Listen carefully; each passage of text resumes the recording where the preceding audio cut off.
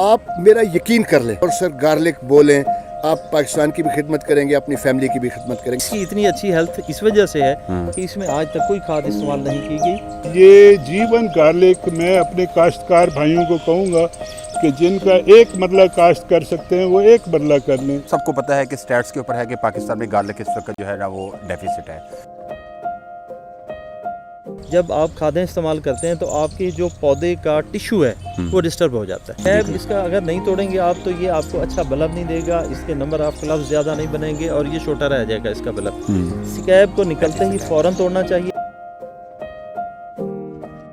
आज हम सब एक दफ़ा फिर इकट्ठे हुए हैं मियाँ अरशद इकबाल साहब के फार्म जो सुंदरवाला है वहाँ पे। ये हमारा जो बेड साइज़ है जी 42 इंच है। पाकिस्तान कुदरती निज़ाम में काश्तकारी के तहत ये लगा हुआ है, जो कि आसिफ शरीफ साहब हमारे उस्ताद ने ये सिस्टम दुनिया में जिसको पैराडॉक्सिकल एग्रीकल्चर कहा जाता है, उसके हवाले से ये पूरी टेक्निक उसकी 100% हमने यहाँ पे अप्लाई की है।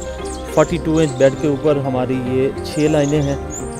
लाइन टू लाइन इसका वक्फा 8 इंच है और प्लांट टू प्लांट इसका वक्फा 9 इंच है। पाकिस्तान कुदरती निज़ाम में काश्तकारी की बात करते हैं, पिकनिक की बात करते हैं, तो उसको हम पूरी तरह फॉलो नहीं करते। हम उसके अंदर कुछ चीज़ें अपनी तरफ से ऐड करना शुरू कर देते हैं। जैसे मल्च है, मल्च को हम अपने अंदाज से कुछ बनाना शुरू कर देते हैं। तो मेरा इसमें व्यू ये है कि आपको मल्च बेड प्लस आपकी जो फरो है मुकम्मल उसको मल्च करना चाहिए, ताकि कहीं से भी आपके पौधों को स्ट्रेस की जो है वो ना हो, इंटरप्शन ना हो।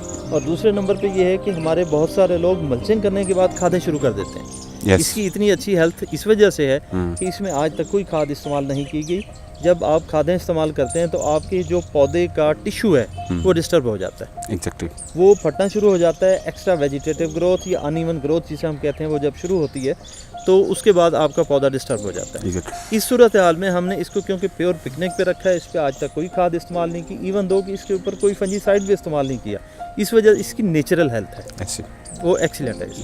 स्टेम रॉट उस वक्त आता है जब ज़मीन के अंदर कोई आप गलत प्रैक्टिस करते हैं, आप गोबर डालते हैं और ऊपर से बेड बना के काश्तकारी शुरू कर देते हैं, तो उससे लाजमी स्टेम रॉट आएगा।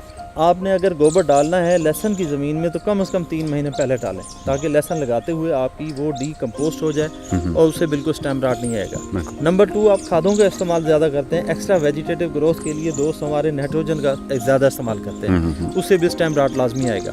और बहुत सारे बाज़ारों में हमारे दोस्त जाते हैं, वो कोई ना कोई केमिकल उठा के देते हैं जिसकी कोई केमिकल कंपोजिशन एनालिसिस नहीं होती, लोग उसको फ्लड कर देते हैं। तो उस वजह से ये तमाम किस्म की गलत प्रैक्टिसेस की वजह से ये स्टेम रॉट आता है। नहीं, इस स्टेज पे इसका पानी का अच्छा वतर मेंटेन रखना है और वतर मेंटेन रखते हुए बहुत ज़्यादा पानी नहीं लगाना, अच्छा वतर मेंटेन रखना है। और पोटाशियम नाइट्रेट आपने हर 10 दिन में एक दफ़ा अप्लाई करना है, बस इससे ज़्यादा इसको कुछ ज़रूरत नहीं है। इसका अगर नहीं तोड़ेंगे आप तो ये आपको अच्छा बल्ब नहीं देगा, इसके नंबर ऑफ क्लब्स ज़्यादा नहीं बनेंगे और ये छोटा रह जाएगा इसका बल्ब। स्कैब को निकलते ही फ़ौरन तोड़ना चाहिए। आपने मेरा ये फील्ड देखा है, इसके स्कैब हमने फ़ौरन तोड़े और जब फ़ौरन स्कैब तोड़ेंगे तो उसके बाद आपने देखा है ज़मीन के अंदर ज़मीन क्रैक आना शुरू हो गए हैं, ज़मीन फटना शुरू हो गई है। उसकी वजह ये है कि जब ये स्कैब इसके ख़त्म होंगे, स्कैब इसकी बेसिकली फ्लावरिंग के लिए जो ऊपर खुराक जा रही होती है उसको हमने ख़त्म करना होता है, स्ट्रेस देना होता है। जब उसको हम ख़त्म करते हैं तो वो ऑटोमेटिकली अपनी टोटल न्यूट्रिशन को शिफ्ट कर देता है बल्ब के अंदर। और जब बल्ब के अंदर वो शिफ्ट होती है, बल्ब इंक्रीज करना शुरू करता है। T1 का जितना रूट जोन बड़ा है या जितना इसका बल्ब बड़ा है, इसको हाथ से तो खींचना बड़ा मुश्किल है। ठीक है, जब हमारी ज़मीनों के ऑर्गेनिक मैटर 2, 3, 4 साल में इतने ज़्यादा अच्छे बेहतर हो जाएंगे, जब वो 2+ में हमारा ऑर्गेनिक मैटर होगा, फिर हम हाथ से प्लग कर सकते हैं।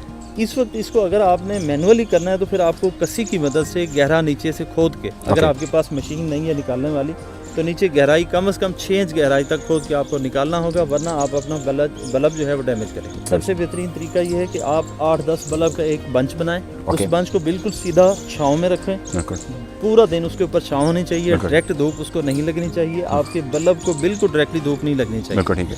और इस तरह इसको 10-15 दिन जो है आप खुश करें, 20 दिन भी हो सकता है मौसम को देखते हुए। जब इसका पत्ता और तने आप देखते हैं कि 70 से 80% खुश्क हो गए हैं, फिर इसको स्टोर रूम में ले जाएं और वहाँ पे इसको हैंग कर दें। बिल्कुल ठीक है, ये इसकी सबसे बेहतरीन टेक्निक है और आपका एक बल्ब भी ख़राब नहीं होगा। और अगर आप इसको गीला अंदर लेके जाएंगे हैंग करने के लिए कमरे के अंदर, तो बहुत ज़्यादा उसको हवा पंखा अगर देंगे बल्ब तो आपका पत्ता तो खुश्क हो जाएगा, लेकिन आपका बल्ब जो है वो ख़राब हो जाएगा, उसका वजन ख़राब होगा।